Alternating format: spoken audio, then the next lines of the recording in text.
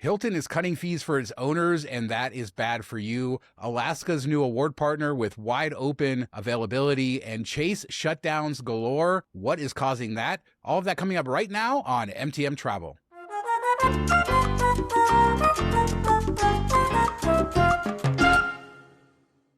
So happy Thursday, Mark.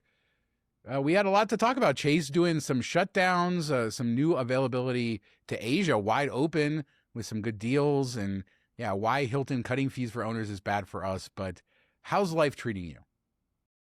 Yeah, not too bad. It's been nice weather up by the lake again, so excited for that and having a great weekend. This is the first weekend we've had without somebody visiting probably in 4 weeks. And you know how that get like when you're entertaining all the time, you just don't it's go go go.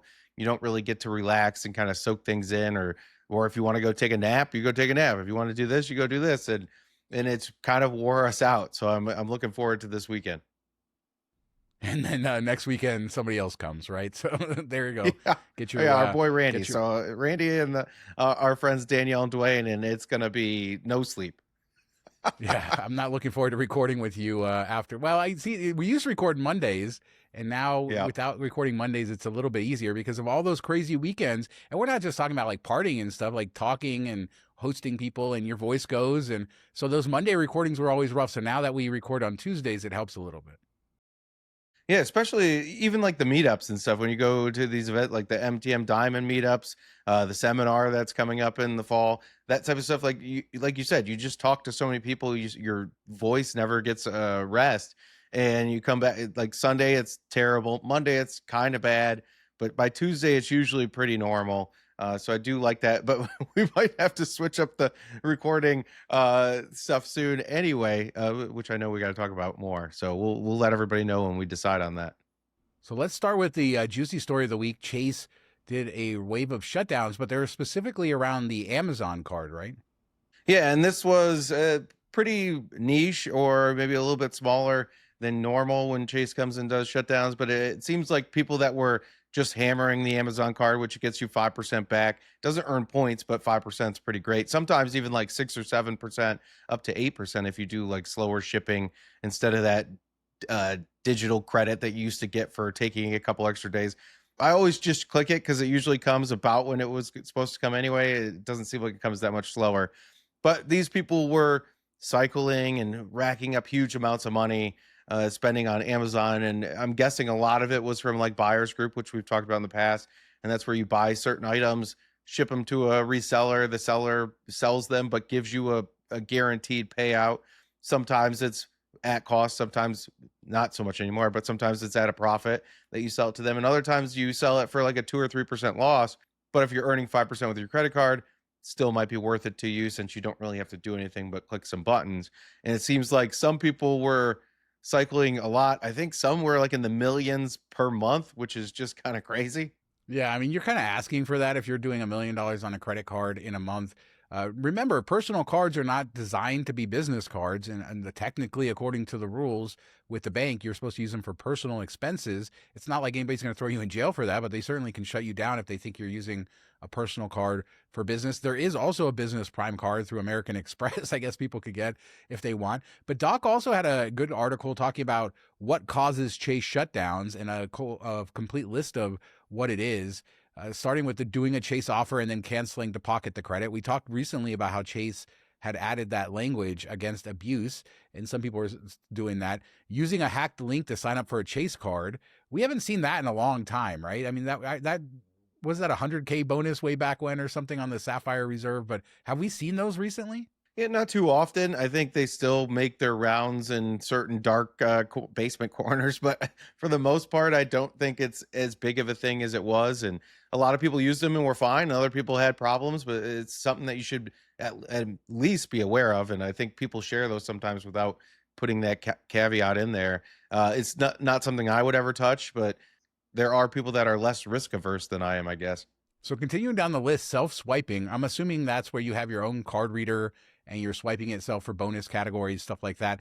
Lift abuse, Doc says, I have no idea what this is, and I tend to keep it that way. I don't know what lift abuse would be. I'm guessing, what, having somebody code as Lyft, or how do you abuse Lyft?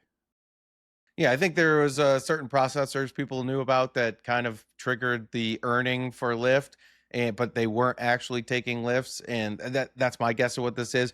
It's the same thing that cardless used to. Remember when cardless first launched? They had all those sports cards, and they were like, "Oh, on game day you can get 7x this or 6x that," and people were taking advantage of that in a similar way, and that's why they shut those all down after like 6 or 8 months, and then closed all the accounts like a year or two later without any notice because of those types of things. So that's definitely abuse, and I can understand why their ears perk up when that happens. And we've seen it with like the City Strata Elite when they had the weekend 6x earning. Like people were hammering that really hard with a similar type of setup, and that quickly City's like, "Whoa, what's going on here? We need to investigate this." So these are all things that if it seems too good to be true, people just hammer the hell out of it and then act like, "Oh, I can't believe they shut me down for this." Some people know they're going to get shut down, but they try to get the juice that's worth the squeeze before that happens. Yeah, there's great debates in the doc comments about how hard to push things. Are you willing to give up Chase? Things like that. Other things that have gotten people shut down: selling point boost bookings, selling anything, selling your points, anything related to selling your benefits or what you have is going to get you potentially shut down. The huge spend volume, like we talked about. I think that this is a good example to show people it really is the extreme in most cases of shutdowns over the years. It's the extreme people that are getting shut down. I think there's a lot of people that have anxiety about it who aren't really doing anything extreme and they probably hold themselves back. But that line is really just for you to figure out. Yeah, and I think the three things that normal people, even people that aren't into miles and points, get caught up in the three shutdowns is number one is bust out risk. If you start spending a lot on a card that wasn't getting much use, it doesn't have a history of use, it looks like you're going to run up a balance and then leave them holding the bag. So that's what they're worried about. And that, especially with Chase, that's like immediate shutdown. If it's a new card, don't hammer the crap out of it early. Even if it's legit spending, that's a potential issue. I know you've gotten a financial review from Amex because you ramped up back in your reselling days in the fourth quarter, and they're like, "Whoa, this card wasn't getting much use. Now all of a sudden, tens of thousands of dollars. What's going on here?" So that's probably the biggest one that people run into. Another one is credit card cycling or credit limit cycling, and that's where if you have a $10,000 limit, put $10,000 on it, pay it off. Limit opens up, you put another $10,000 on it, or whatever it is. If your limit just isn't enough, sometimes you'll go over, and that's called cycling. Some issuers are okay with it. A lot of them are not. So that's something you want to pay attention to. You probably want to make a payment before your statement cuts, even if you're up near that limit for your credit score. So it's something to watch out. And the other thing is if you have a massive negative balance, and that's along the lines of you book something and canceled it, and then you have a 3,000, 6,000, whatever dollar credit on your account. They don't like that. That gets eyes on the accounts. So it's something you want to try to avoid if possible. Some don't care, others do, but it's something to watch out for. And then another one I'll throw in there that's Chase specific is like if you're earning multipliers like 5x on your Freedom card, let's say, and then you return something, usually they only take back the 1x earning, and people have tried to take advantage of that. I think that's another way to get shut down. Yeah, and that can be a nice thing over the years when you return something and just naturally, right, and you get to keep some points and you feel good about it. But it's the second that you start abusing it, and we talked about, certain things are just plain out fraud, right? They're just fraud, and it is what it is. But it is good to stay on top of it. Chase, a hugely valuable bank, even though Mark doesn't like their points anymore. Yeah, but a fourth, hugely valuable maybe bank, fifth most valuable. Yeah, hugely. to the average. I put in to the average person out there. Are they really the fourth or fifth most valuable bank? Probably not, right? They're No, way up on the list. number one. Yeah, I think Yeah. they're probably number one. Especially like I would put Amex up there for normal people, but Amex, it becomes such a pain to use sometimes that I think Chase is probably the first choice. I mean, how many people do you know, normies out there, that have like a Freedom card, or a lot of people have the Sapphire Preferred card and don't know anything about miles and points? So let us know what you guys think about the Chase shutdowns. You surprised? Have you heard anything else? Any other data points? What are your experiences? But let's talk about Seats.aero. They added their Chrome extension. I've had a chance to use it a bit this week, and I really like it. It integrates with Google Flights, and you can do all the filters within that. So you just go to Google Flights once you install it. It has an overlay, but it also has settings so you can set your transfer partners, which programs you want to search. You can put caps on like taxes and fees. So very similar to what you would do if you were searching on Seats.aero, but it overlays the amount of points right onto Google Flights. different programs you can book with. All of that works really well. It doesn't work with Southwest. I noticed it was having a hard time with pulling Frontier mileage stuff, which I don't think most people will care about. But for all the big programs, it's working really well.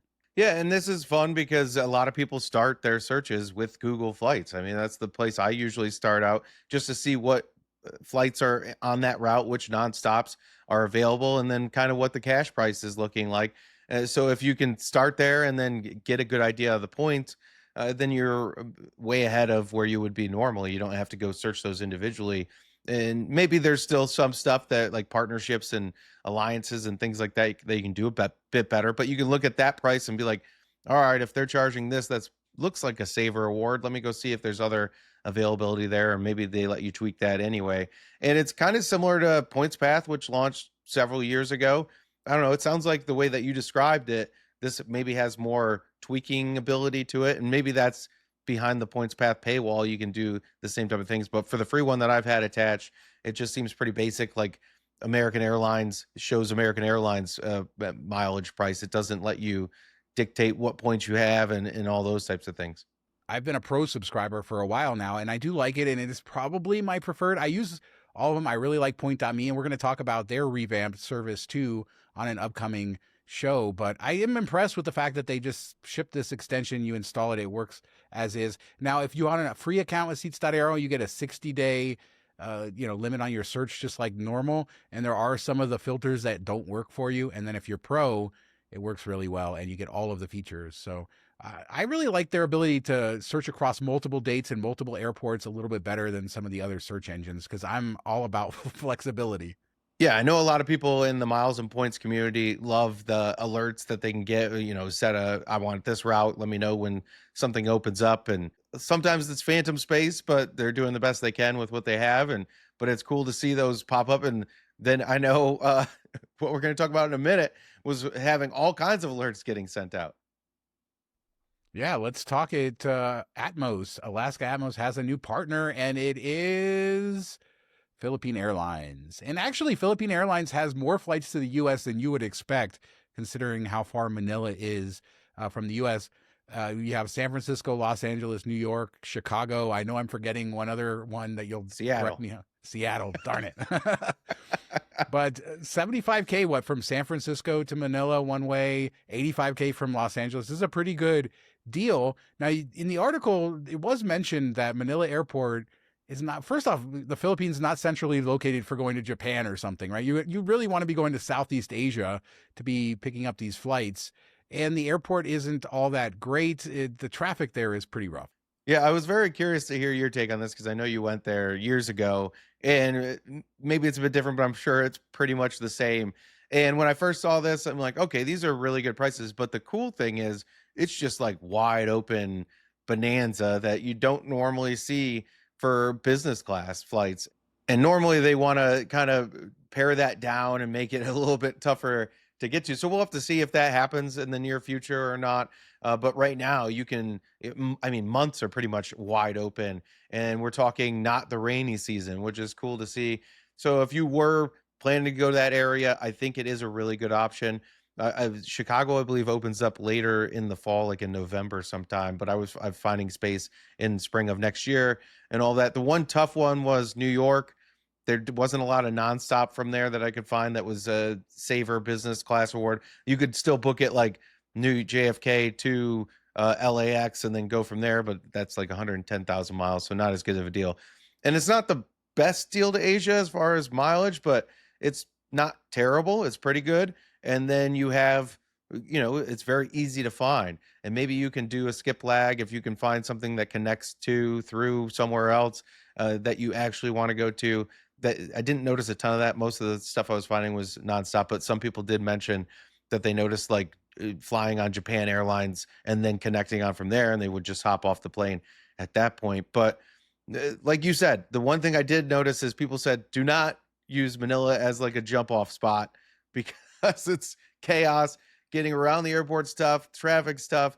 If you do have to stay there for a while, get like a walkable hotel, which I guess there's quite a few, but do not like book a place that you got to ride to and try to get back to the airport. It just sounds kind of chaotic. Yeah, I don't have a great memory. I remember security being pretty rough, taking a while there. but my best memory is landing there. I stayed 2 nights at the Hyatt City of Dreams. So that's where all the casinos are. And those are maybe 3 or 4 miles from the airport. They're very close to the airport. And that took me about an hour, I would say, in the taxi to Oh, get from the airport to the Hyatt. There is what looks really good is Resorts World is right there on the airport property, and that looks great. So if that looks like a great hotel that's right there. There's other ones around. But yeah, I think again, I don't think you want to be going all the way down to the Philippines to go to Japan or even maybe China, but Southeast Asia is great. And I've been noticing, it's a little harder to find some award space to Southeast Asia depending on what you're looking at. And so this is a good option to get you kind of really deep down there. And maybe even Northern Australia, this could be a way to do that. It's not that far away. yeah, I was kind of excited, and was thinking about, I'm like, oh, maybe I can get it cheaper, and it wasn't that much cheaper than our flights to Japan, and we're actually going to Japan. My son was kind of like, hey, anywhere in Asia, if you can get us there. I prefer South Korea and Japan, but definitely Japan, and then whatever else works. So I was like, okay, maybe we could do this, but it's not all that close, and don't really not Philippines aren't high on my list right now. So I was like, okay, maybe if I'm going to Cambodia, which a couple buddies really love, it's super cheap, or my friend that lives in Bangkok or Thailand outside of Bangkok is potentially getting married soon. This could be, if I can't find any really good space, maybe you start here and move on from there. It's something I'll keep in mind, but it's not like a booking sweet spot unless you were going to the Philippines already. So let us know what you guys think. Have you booked any of the Philippine Airlines stuff? Are you using this for upcoming trips? It's good to see them getting more partners and more availability. But let's close with Hilton. This article from 1 Mile at a Time. Hilton cuts loyalty fees hotel owners pay, and that's bad for Hilton Honors members. So the owners of the hotel, we always talk about how the owners are the customers, the true customers of the brands, and they are cutting fees for them by, I think, 0.3%. But as Ben points out, less money coming into Hilton means that they have to devalue the program in some way. Yeah, and 0.3% doesn't sound like a huge deal, but it could be like 10% or more of the fee that they're at right now, because I think they charge 2.5 to 5% depending on the brand. So it is pretty significant. It will be a hit to Hilton Honors overall, which means, hey, they're going to need to extract more points from us to offset this cost. They're not going to give us the same deal, which feels like they've already done. But we talked a couple of weeks ago about how points prices have gone up, but what the hotels are getting reimbursed has not, and there's a lawsuit for that too. So that's another angle to this that we could have issues with, and maybe this is playing into that some. But I do like that they did have one portion in there. I think it's called Rise program, where they will get even lower fees if they hit certain benchmark points of like really good service, really good reviews, things like that. And I think every single program should have that. Like, one, if you're getting bad reviews, or if you're in Athens and Sean hates you, you should get kicked out of the Hyatt program. But if, They still but owe if, me if 10,000 points, by the way. She just said she was going to oh send them and never geez. sent them. I got to email my concierge. But yeah, still messing with me months later. Yeah, so I think that there should be that. Like, and the big problem is they used to kick hotels out a lot more frequently, I feel like, and they don't now because, hey, that's money. But it would be nice to kind of do with a positive carrot and say, if you are really good, then here you go, we'll give you a discount. And I would think owners are going to want to strive for that if they can save, tens of thousands of dollars per year. Yeah, the Hilton Rise thing is good. I think that's a good thing to incentivize them to do better. But then on the flip side, they're getting more flexible when it comes to brand standards, it says. And this is something for the owners, meaning that you're less likely probably to get kicked out of a brand if your hotel is, not maintained to the same level. So on one hand, yeah, we're going to be good. We'll cut your fees if you are an excellent property. But then on the other hand, we're trying to attract as many properties as possible. So we might let more slip on the brand standards. And that's happening more and more. We've talked about that. You can't really get consistent. You can't say what a Sheraton is. What is a Sheraton? I don't know, because I've seen everything from a crappy, very crappy hotel to what felt like 5-star luxury with a Sheraton. And that goes across the board to all these different brands. I don't know why I chose a Marriott brand when we're talking about Hilton, but there you go. And I still feel like a Conrad brand kind of holds up. I think the higher end ones do a good job of that. But yeah, the mid tier and lower end, it's crazy. And they keep adding brands. Like, how many brands does Hilton have? 40, whatever it is. I remember Hyatt used to have like 10, and now they have 30, something like that. It's gotten crazy. And I would think that that would allow them to properly put hotels in the brand or move them as they need to, instead of just making it easier to stay within a certain brand. Why don't you just move them into a lower tier brand or whatever it is, if they're not holding up their end of the bargain? I feel like that's the way to do it. Why add all these brands if you don't have flexibility in that respect? I don't think you need to lower your standards. That's a mistake, I think, on their part. But we've all kind of seen this. I mean, the Waldorf Astoria I stayed at years and years ago in Key West, me and my wife both said this should not be a Waldorf. It's not that nice. And yeah, I believe there used to actually be two Waldorf Astorias in Key West, and one left earlier, and the other one, the Casa Morena, the one we stayed at, is no longer a Waldorf Astoria. And I think that's rightfully so. I mean, the public areas out back were pretty cool, pretty nice, but the rooms were kind of crappy. Inside wasn't all that great. And I think that if you have that name, you expect a certain level of just design, aesthetic, and then service. And we didn't really get any of that. So I do hope that they're still pretty forceful on that, especially at the higher end. And these companies are making more money than ever, and the hotel owners are making more money. I mean, the rates are high. I'm not going to say that they're making more profit. It depends on which business and what we're talking about, but it's a percentage of the revenue. The room rates are significantly higher, meaning that they're getting a higher percentage. And just notice, and this is not against Hilton because they're all the same, that they're not trying to make it cheaper for you. They're trying to make it cheaper for their property owners. And, that has to cut the program. They're just going to have less money coming in for the program. So how do you get all that to work? And so that's what we're saying, is it's going to cut back somewhere, whether it's devaluations, less benefits, whatever it is. And Hilton, to their credit, I talked about when I went and visited with their executives and stuff. I really like the company. I really like the executives. I like their vision for their brands. You could talk to them and they'll tell you what each brand is supposed to do. But it really comes down to is they want that menu of different things that a hotel owner, a real estate investment trust can come in and say, I'm going to choose Hilton's version of this market segment. And that's what it is. To a point, I think they're trying to make it up in volume. Like if they can bring in new owners because they're more affordable than the competitors, then that's great. And maybe they could, but that they're not going to be like, oh, we brought on all these new people. We're making the same, our revenues at the same level, even though we dropped the rates. Oh no, they're going to look per hotel, our revenue's down. So we need to cut. So no matter what, they're going to cut. Yeah, but it is more competitive than ever when it comes to this, right? They're all falling over themselves, creating new brands. They're wooing these investors, and they're trying to grow as things become increasingly difficult. And that shows you why are the rates so high, because you went from mom and pop operators or the brands owning the hotels themselves to Wall Street owning all the hotels. And many times they own hotels across all the brands and they control certain areas and they raise rates. And that's what happens. And welcome to the economy. It's happened everywhere. But this is just going to be bad, and that's it.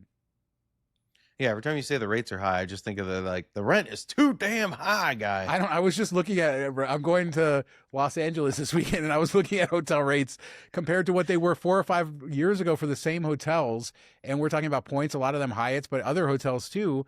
And the cash rates are over double what they would have been 5 years ago. And the points rates are ridiculous too. And I guess maybe that's just fresh in my head where I'm just like, wow, like just a normal weekend here like this. I know what these hotels went for because I stayed in them all the time. And now we're just insanity out there. And people are still paying it. Like people who watch this show are using points, but somebody's paying cash. I know. That's why I always say, like, who's paying this cash for us? I don't understand. I know I couldn't afford to. Yeah, so thank God for travel rewards and for this hobby. And for all you guys out there watching, let us know what you guys think about the Hilton changes. Do you expect this to happen more and more where the brands just sort of cater to the owners? The Chase shutdowns, were you caught up in that? You have anything else to share about that? Leave a comment.